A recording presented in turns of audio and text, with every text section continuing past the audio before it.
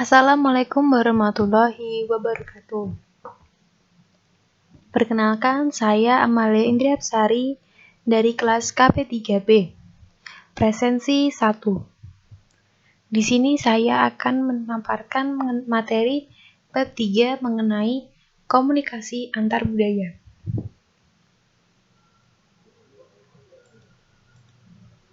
Pada kesempatan kali ini, materi pembahasan yang akan kita bahas ada 3. Yang pertama, pentingnya komunikasi bisnis lintas budaya.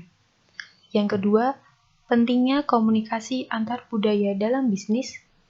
Yang ketiga, dasar-dasar komunikasi bisnis antar budaya.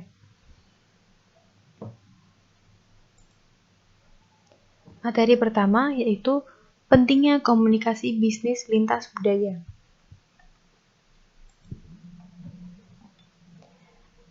Definisi budaya. Menurut Hofstede, mengartikan budaya sebagai pemrograman kolektif atas pikiran yang membedakan anggota-anggota suatu kategori orang dengan kategori lainnya.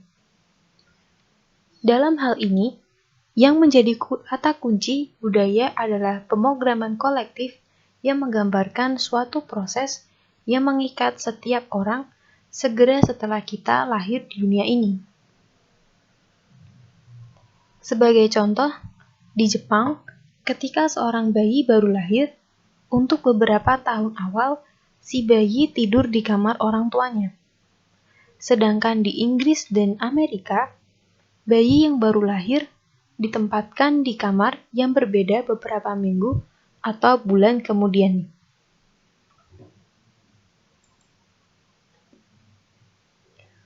Selanjutnya, komunikasi lintas budaya. Pengertiannya, komunikasi bisnis lintas budaya adalah komunikasi yang digunakan dalam dunia bisnis, baik komunikasi verbal maupun non-verbal, dengan memperhatikan faktor-faktor budaya di suatu daerah, wilayah, atau negara. Selanjutnya, pentingnya komunikasi bisnis lintas budaya.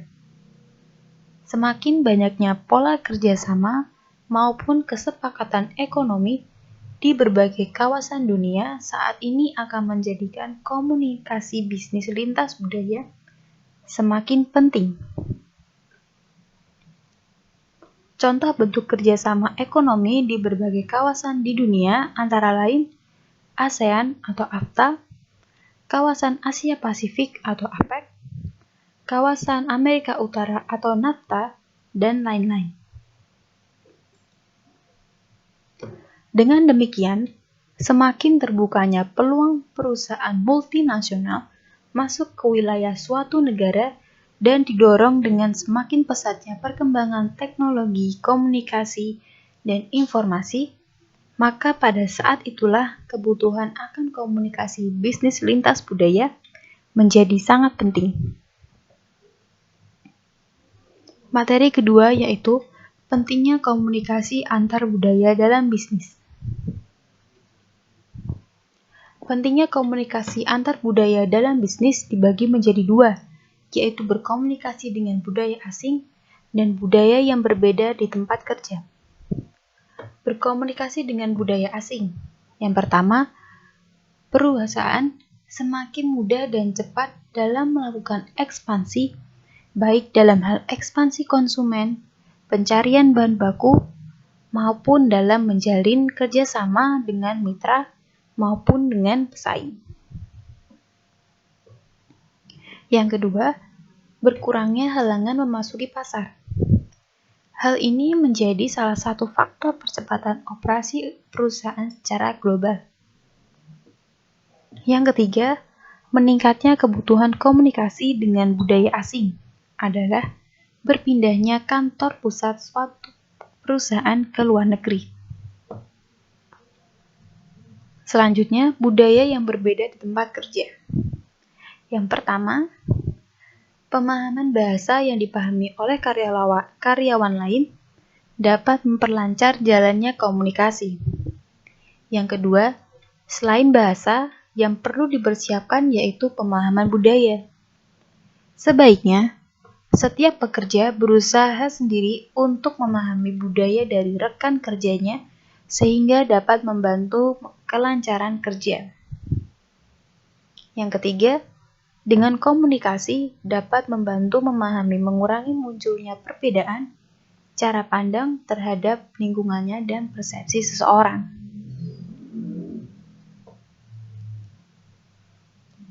Materi ketiga yaitu dasar-dasar komunikasi bisnis antar budaya. Yang pertama, pemahaman budaya asing. Semua manusia menganut budayanya sendiri-sendiri. Manusia belajar berpikir, merasa, mempercayai, dan mengusahakan suatu yang layak dicapai menurut budayanya. Pemahaman budaya asing menekankan pada proses pengiriman dan penerimaan pesan di antara orang-orang yang berbeda budayanya. Dengan memahami perbedaan-perbedaan ini, akan menjamin keberhasilan dalam melakukan komunikasi antar budaya dalam suatu perusahaan.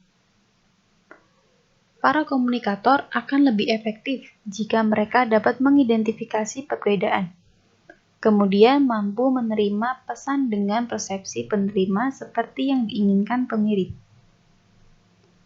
Kursus formal mengenai komunikasi antar budaya ini nampaknya belum ada. Namun, orang-orang yang akan terlibat dalam komunikasi antar budaya perlu memahami budaya asing tersebut, sehingga komunikasi dapat efektif. Lebih dari itu, apabila budaya tersebut juga menyangkut perbedaan bahasa, maka mereka perlu mempelajari atau menggunakan bahasa yang dipahami oleh kedua belah pihak. Berikut ini adalah model komunikasi antar budaya. Gambar tersebut menunjukkan adanya komunikasi antara tiga budaya, yaitu budaya A, B, dan C. Budaya A dan budaya B relatif sama. Masing-masing diwakili oleh 1 segi 4 dan 1 segi 8 tak beraturan yang hampir menyerupai segi 4. Budaya C sangat berbeda dengan kedua budaya yang pertama. Perbedaan ini menunjukkan dengan perbedaan yang mewakilinya, yaitu bentuk lingkaran. Perbedaan bentuk budaya ini dapat dilihat pertama kali pada saat ia melingkupi individu-individu yang ada di dalamnya. Selain bentuknya, perbedaan budaya juga terdapat pada individu yang termasuk dari budaya itu. Pada model gambar di atas, ditunjukkan dengan isi dari lingkaran. Perbedaan individu-individu dan budaya A dan B relatif kecil. Namun kedua individu dari budaya tersebut digambarkan dengan segi 4, segi 8 tak beraturan. Namun individu pada budaya C berbeda jauh dari kedua budaya itu, yang digambarkan dengan lingkaran yang tidak utuh. Perbedaan ini menunjukkan dua hal. Pertama, ada pengaruh-pengaruh lain.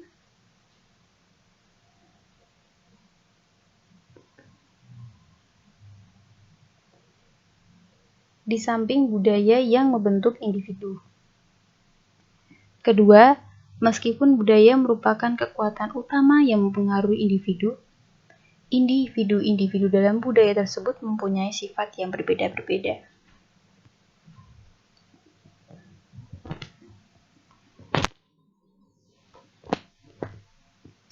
Selanjutnya, mengenal perbedaan budaya. Perbedaan budaya yang dapat dilihat. Yang pertama, nilai-nilai sosial.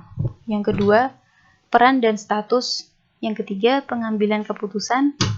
Yang keempat, konsep waktu. Yang kelima, konsep jarak komunikasi.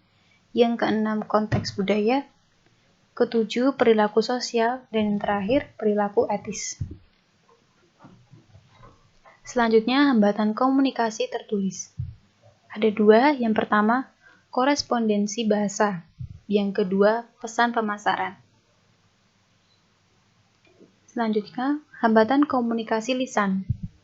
Yang pertama, menghilangkan gangguan. Yang kedua, cara umpan balik. Yang ketiga, ubah bentuk kalimat. Yang keempat, rendah hati. Yang kelima, gunakan kata-kata yang akurat dan objektif. Yang keenam, membiarkan orang lain berbicara. Selanjutnya ada studi kasus. PT Pos Indonesia adalah sebuah perusahaan jasa pengiriman yang keseluruhan aktivitas bisnisnya sangat mengandalkan manusia. Kegiatan usaha Pos Indonesia mencakup aktivitas inti, yaitu collecting, processing, transporting, dan delivery, yang berlaku untuk ketiga core bisnisnya, baik komunikasi, logistik, maupun layanan keuangan. Hingga saat ini, keempat aktivitas inti ini sebagian besar masih mengandalkan otak dan tenaga manusia. Karena karakteristik usaha semacam ini, sejak awal manajemen Pos Indonesia telah sadar bahwa paradigma pengelolaan perusahaan haruslah sejauh mungkin memperhatikan aspek manusia. Karena karakteristik ini pula, manajemen Pos Indonesia kemudian melihat transformasi perusahaan karena tidak cukup hanya mengandalkan transformasi struktural, organisasi, sistem, dan teknologi, tetapi juga melakukan transformasi budaya dan manusianya. Pos Indonesia khususnya di Kota Semarang terdiri dari 3 kantor dirian, yaitu Kantor Wilayah Usaha Pos atau Wilpos 6, Kantor Pos 2 Semarang, dan Kantor Sentra Pengolahan Pos. Pada saat ini yang menjadi prioritas utamanya adalah pembenahan operasional sebagai konsekuensi logis akibat dari pembenahan tersebut. Maka dibutuhkan sumber daya manusia yang mampu memahami mekanisme, metode sistem, dan standar-standar kerja baku dalam pemrosesan kiriman pos. Banyak kendala yang dihadapi oleh Pos Indonesia dalam upaya untuk menciptakan kinerja karyawan yang efektif. Di antara kendala yang dihadapi adalah banyaknya karyawan yang belum memperoleh pendidikan perposan atau postal, dan rendahnya motivasi karyawan dalam menjalankan tugasnya. Dari studi kasus ini, kita dapat mengambil kesimpulan bahwa komunikasi sangatlah penting, terutama pada manajemen Pos Indonesia ini, yang menginginkan adanya motivasi karyawan dalam menjalankan tugasnya. Sekian presentasi dari saya. Apabila ada kesalahan, saya mohon maaf. Wassalamualaikum warahmatullahi wabarakatuh.